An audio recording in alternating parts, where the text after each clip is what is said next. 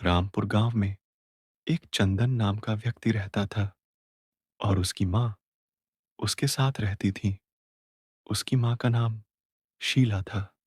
एक दिन अचानक से उसकी माँ की तबीयत खराब हो गई, तो चंदन अपनी माँ को लेकर शहर की ओर चल पड़ा और उसने अपनी माँ को डॉक्टर को दिखाया। चंदन ने डॉक्टर को दिखाया और दिखाने के बाद वह दोनों अपने गांव रामपुर की ओर चल दिए। चलते चलते उनको रात हो गई थी कि रास्ते में अचानक एक भारी तूफान, जैसे कि कोई अनहोनी होने वाली है, और अचानक से बारिश होने लगी।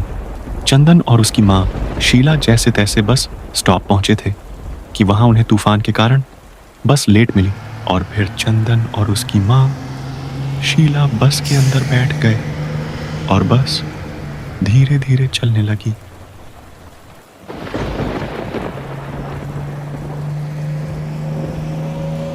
और फिर बस धीरे गति से रामपुर गांव की ओर चल दी।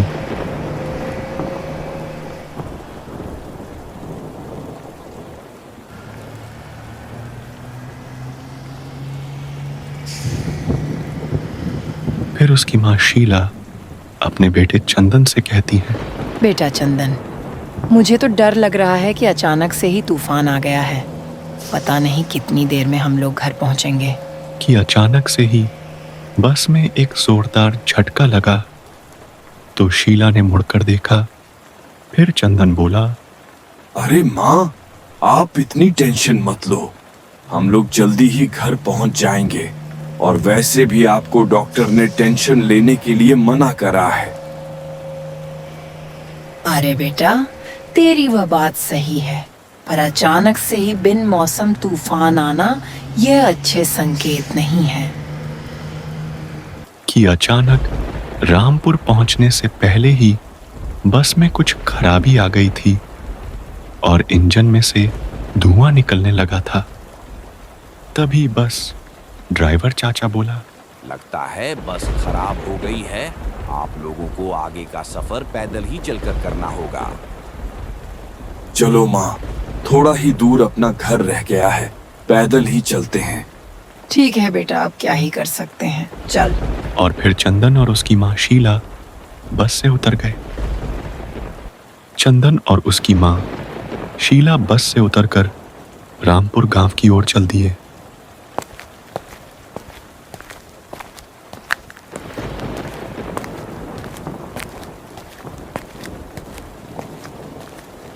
चंदन और उसकी माँ शीला गांव के रास्ते पर ही चल रहे थे कि अचानक चंदन को किसी के रोने की आवाज आती है।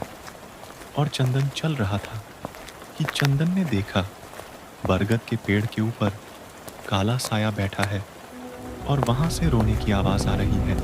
चंदन घबरा गया और उसके चेहरे पर घबराहट साफ नजर आ रही थी।